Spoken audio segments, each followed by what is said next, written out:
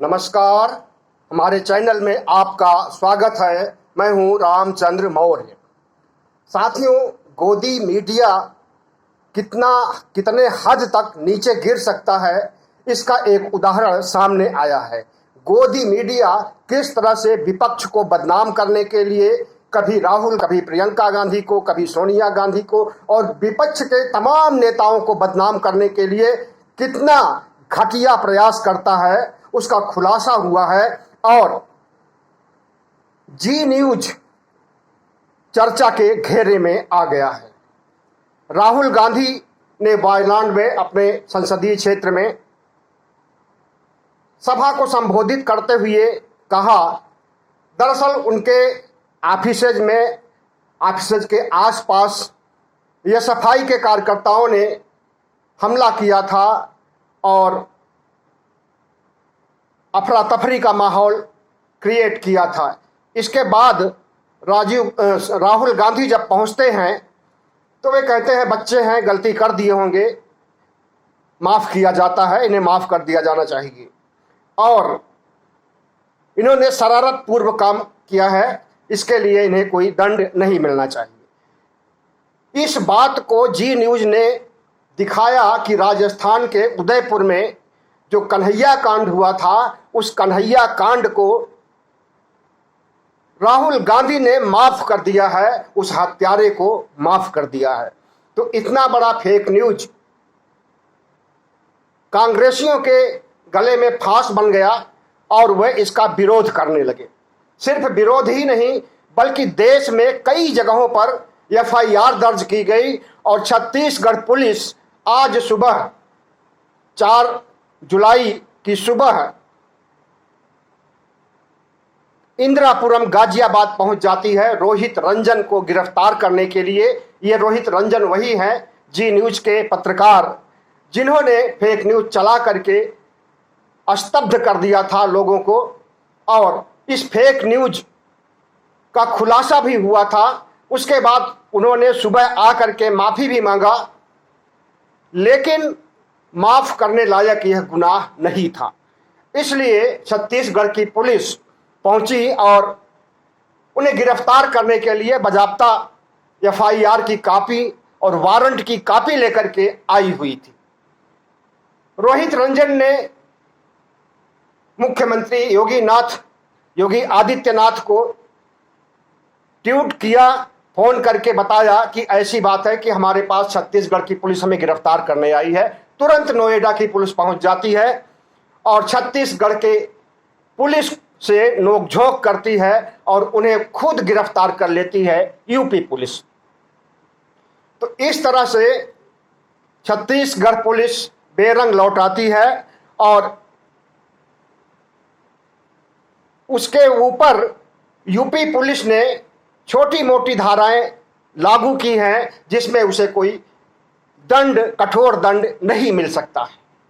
और अगर छत्तीसगढ़ पुलिस उसे गिरफ्तार करती तो आईटी एक्ट के तहत उसके ऊपर संगीन आरोप लगते और एफआईआर होता, मुकदमे चलते। लेकिन योगी आदित्यनाथ ने जिस तरह से हड़बड़ी में गिरफ्तार कर लिया रोहित रंजन को और उसे अज्ञात जगह पर ले गए हैं, जेल में भी नहीं, अज्ञात जगह पर उसे ले गए हैं। ऐसे में सवाल उठता है कि गोदी मीडिया एक तो गलत काम करता है, गलत न्यूज़ फैलाता है, और दूसरी तरफ उसे बचाने के लिए उसके बॉस आ जाते हैं। कभी मुख्यमंत्री आ जाते हैं, कभी बड़े मंत्री, केंद्रीय मंत्री आ जाते हैं, कभी प्रधानमंत्री आ जाते हैं ऐसे लोगों को बचाने के लिए। क्योंकि गोदी मीडिया को तो जानते ही हैं आप कि वह मोदी सरकार की मुट्ठियों में बंद है और विज्ञापन के आधार पर पैसे दे करके जिस तरह से गोदी मीडिया का इस्तेमाल करती है भारतीय जनता पार्टी, उसका उसे लाभ में मिलता है चुनाव के दौरान। और सांप्रदायिक माहौल फैलाने में भी भारतीय जनता पार्टी को गोदी मीडिया से लाभ मिलता है। आपको मालूम होना चाहिए कि फैक्ट चेकर जो कि फेक न्यूज को चेक करते हैं और उसकी रियलिटी बताते हैं कि सही है या गलत है, ये वीडियो सही है या गलत है, ये न्यूज़ सही है या गलत है, उस फैक्ट चेकर को मोहम्मद जुबैर जिसका नाम था, अभी हाल ही में गोदी सरकार ने, गृह मंत्रालय ने गिरफ्तार कर लिया, इसलिए कि उसने नूपुर शर्मा पर, जो नूपुर शर्मा ने विवादास्पद बयान दिया था, उसको शेयर किया था। तो इस तरह तो हजारों लोगों ने शेयर किया था। सबको गिरफ्तार कीजिए, लेकिन जुबैर मोहम्मद को ही क्यों गिरफ्तार किया गया? और दूसरे, जो भारतीय जनता पार्टी के आईटी सेल और भारतीय जनता पार्टी के गोदी मीडिया की पोल खोलता है, उसे दंडित किया गया है, इसलिए कि वो पोल खोलना बंद कर दे और वो जेल में सड़े। तो इस तरह से भारतीय जनता पार्टी खुद फेक न्यूज फैलाती है, आरएसएस फेक न्यूज फैलाता है, तमाम हिंदू संगठन फेक न्यूज फैलाते हैं, यहां तक कि कारपोरेट भी, धार्मिक गिरोह भी फेक न्यूज फैलाते हैं और उसे गोदी मीडिया लपक लेता है और प्रचारित करता है, प्रसारित करता है। लेकिन यह मामला जो राहुल गांधी से जुड़ा हुआ है, ये जब सामने आया तो सबके होश उड़ गए और लोगों ने जी न्यूज की क्रेडिबिलिटी पर तमाम तरह के सवाल उठाए और अभी भी सवाल उठाए जा रहे हैं। आपको मालूम होना चाहिए कि इसी फेक न्यूज और इसी गलत विश्लेषण और तमाम ऐसी गतिविधियों के लिए सुधीर चौधरी को निलंबित हटा दिया गया है जी न्यूज से। अब उसकी जगह रोहित रंजन आया हुआ है, लेकिन यह भी सुधीर चौधरी का बाप है। तो ऐसे बाप को गिरफ्तार करने की जरूरत है और इन्हें आईटी एक्ट के तहत दंड मिलना चाहिए, ताकि दूसरा चैनल वाला इस तरह का घटिया न्यूज, फेक न्यूज नहीं प्रचारित कर सके, नहीं प्रसारित कर सके। और अखबारों पर भी नियंत्रण करना होगा, ताकि सच्ची खबरें फैले। सच्ची खबरें भले ही डरावनी हैं, भले ही सनसनीखेज हैं, उसे तो बर्दाश्त करना ही पड़ेगा। लेकिन अगर कोई फेक न्यूज आ जाता है और उससे सांप्रदायिक दंगे भड़क जाते हैं, उससे समाज का माहौल बिगड़ जाता है और उससे हिंसा होने लगती है, तो ऐसे फेक न्यूज चलाने वालों के लिए सजा का प्रावधान होना चाहिए, और ताकि उनकी गतिविधियों पर रोक लग सके। पीत पत्रकारिता का दौर पहले था, लेकिन हल्का फुल्का था। पीत पत्रकारिता का मतलब होता है भ्रष्ट पत्रकारिता, गलत न्यूज, फेक न्यूज, और ऐसी न्यूज जिस पर कि लोग विश्वास कर लेते हैं आसानी से। और पेड न्यूज भी होता है। पेड न्यूज का मतलब होता है कि खरीदी गई न्यूज, उसके लिए न्यूज लिखने वाले ने पैसे लिए हैं।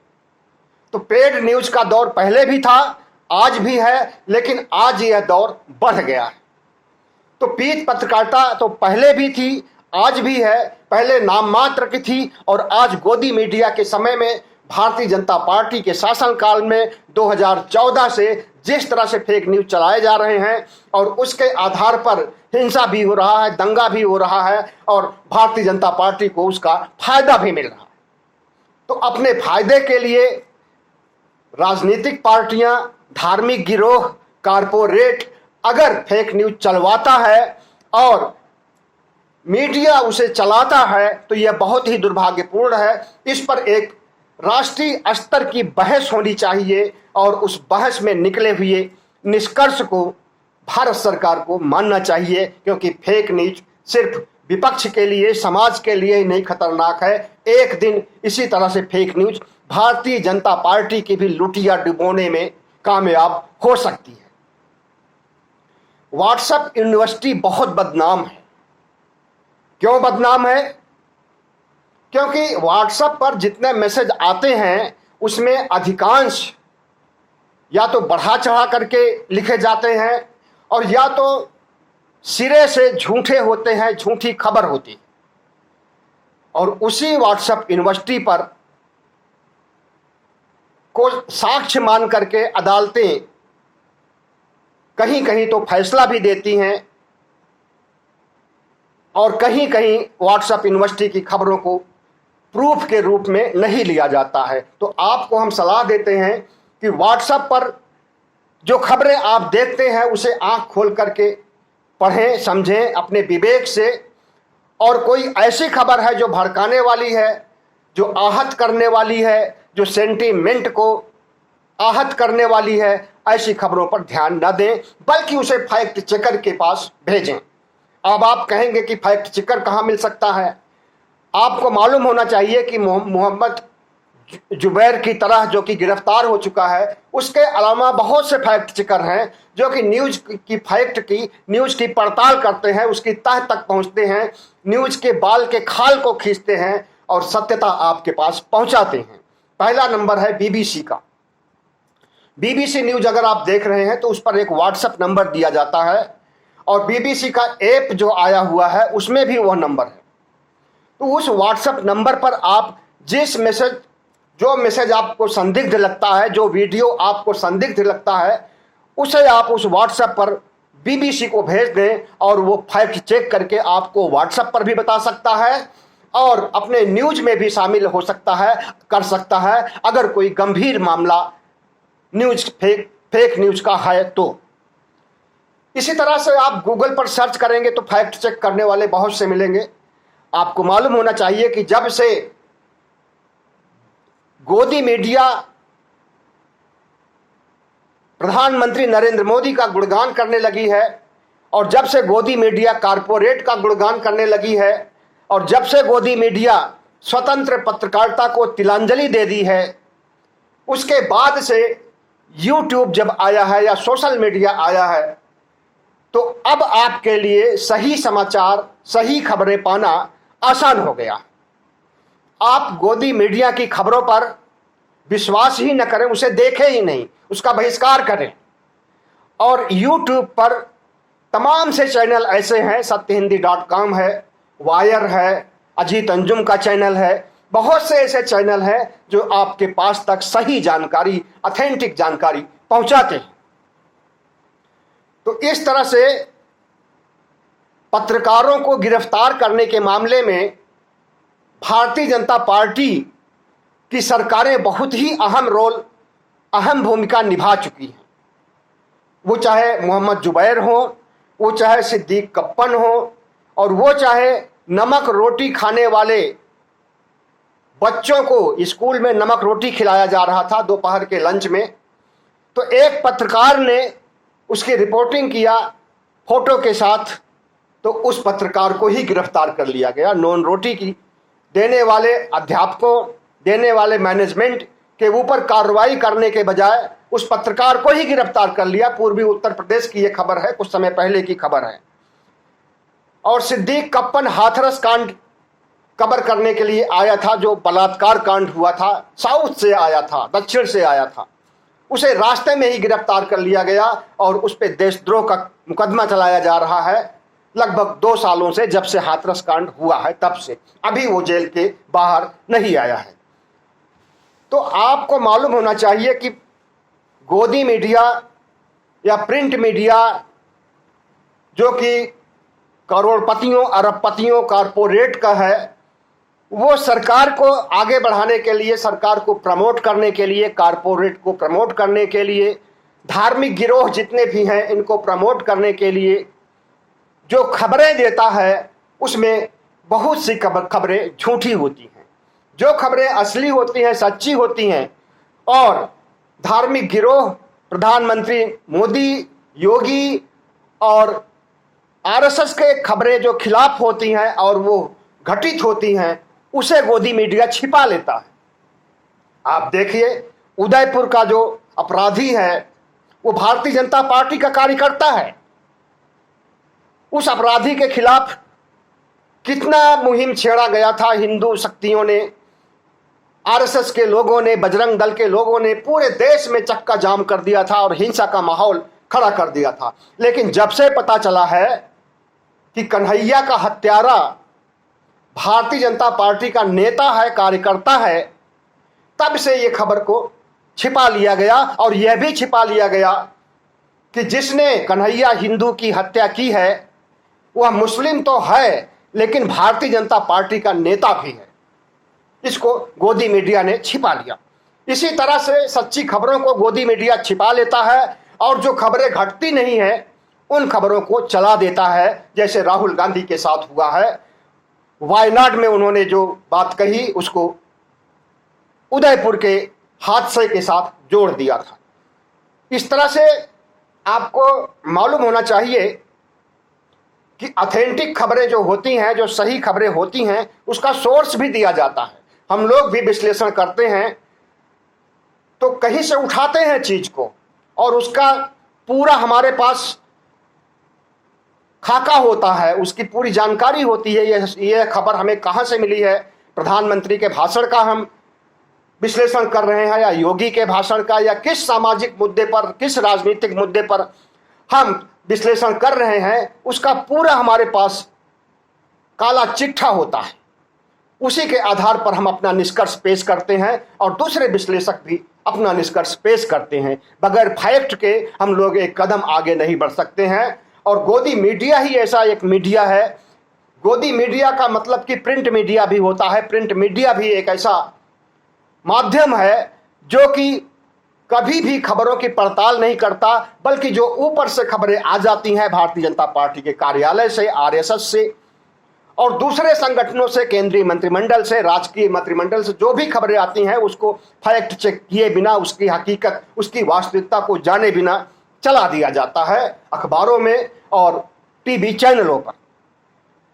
साथियों, जानबूझ करके ये गोदी मीडिया ये काम करता है विपक्ष को बदनाम करने के लिए, सामाजिक कार्यकर्ताओं को बदनाम करने के लिए। बहुत से सामाजिक कार्यकर्ता फेक न्यूज के चलते जेल में बंद हैं, बहुत से एनजीओ के लोग जेल में बंद हैं, बहुत से बेगुनाह बेकसूर लोग जेल में बंद हैं और बहुत से लोग जो कि प्रोटेस्ट करते हैं, धरना देते हैं, आंदोलन करते हैं, शांतिपूर्ण आंदोलन करते हैं, उन्हें भी गिरफ्तार कर लिया जाता है फेक न्यूज बना करके जब चला दिया जाता है टीवी चैनलों पर। तो इस तरह से फेक न्यूज चलाने पर हिंसा भी हो सकता है, दंगा भी हो सकता है, बहुत बड़ी दुर्घटना भी हो सकती है समाज में, जिससे कि बेकसूर लोग मारे जा सकते हैं।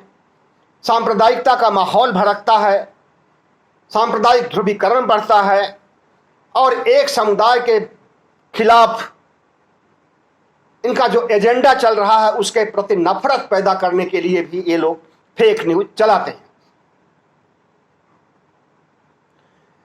तो साथियों, फेक न्यूज पर कंट्रोल पाने के लिए, गलत समाचारों के प्रसारण को बंद करने के लिए सरकार के पास कोई कार्य योजना नहीं है, कोई ऐसा कानून नहीं है कि जो प्रभावी हो और इससे ये खौफ खाएं। आपको बता दें कि 2011 में जब कांग्रेस की सरकार थी और डॉक्टर मनमोहन सिंह प्रधानमंत्री थे, उस समय आईटी एक्ट में परिवर्तन करके एक कानून लाया गया था, आईटी इंफॉर्मेटिव रूल्स 2011।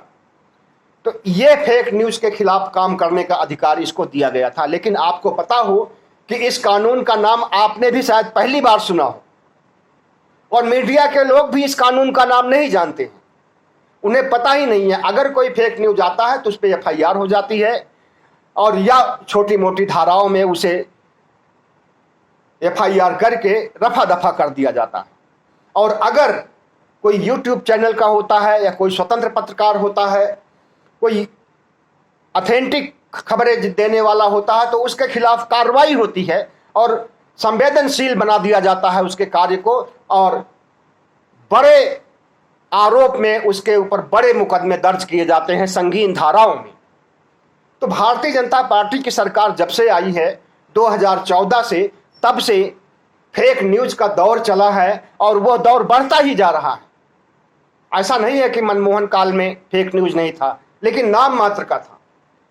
लेकिन जब से भारतीय जनता पार्टी सरकार 2014 में आई है, तब से फेक न्यूज का बोलबाला है और इसी के आधार पर खास करके चुनाव के समय में, चाहे वो लोकसभा का चुनाव हो, चाहे विधानसभा का चुनाव हो, चाहे स्थानीय चुनाव हो, चुनाव के दौर में फेक न्यूज चलाया जाता है और उसकी फैक्ट चेकिंग करने वाला कोई नहीं होता है और जो कोई होता है उसे गिरफ्तार कर लिया जाता है। आपको मालूम होना चाहिए कि भारतीय जनता पार्टी उत्तर प्रदेश की योगी आदित्यनाथ ने एक बहुत बड़ा विज्ञापन दिया था, एक पेज में दिया था और उसमें जो फोटो लगे हुए थे वो अमेरिका के थे और कलकत्ता के थे।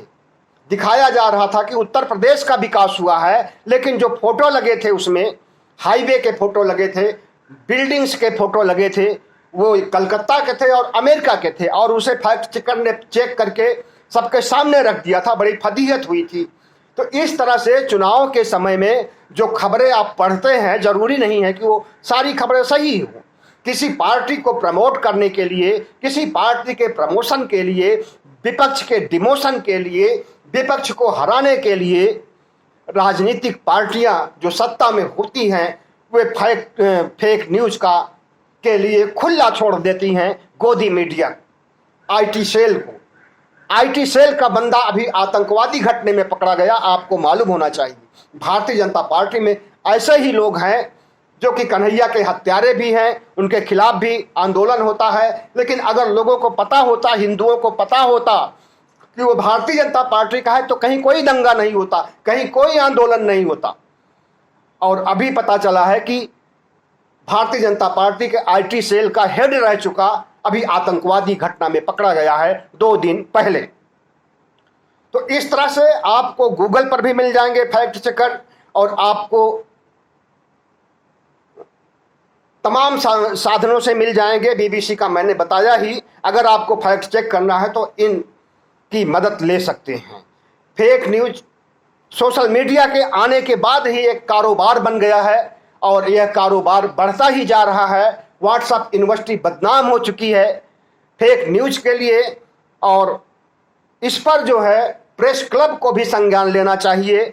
एडिटर गिल्ड्स जो कि पत्रकारों की संस्था है, इनको भी संज्ञान लेना चाहिए, और सबसे बढ़ करके सुप्रीम कोर्ट को संज्ञान लेना चाहिए कि फेक न्यूज के प्रति स्वतः संज्ञान लेकर के, और फेक न्यूज चलाने वाले, फेक न्यूज चलवाने वाले का फंडाफोड़ होना चाहिए। और इस देश के लोकतंत्र को सुरक्षित रखने के लिए मीडिया लोकतंत्र का चौथा स्तंभ होता है। चौथे स्तंभ को सुरक्षित रखने के लिए सारे उपाय किए जाने चाहिए, वरना चौथा स्तंभ मीडिया जिस तरह से पतन के रास्ते पर जा रहा है, एक दिन ये देश को बर्बाद कर देगा। बहुत बहुत धन्यवाद। हमारे चैनल को सब्सक्राइब कीजिएगा, लाइक कीजिएगा, शेयर कीजिएगा, ताकि हमारी आवाज दूर दूर तक जाए। बहुत बहुत धन्यवाद।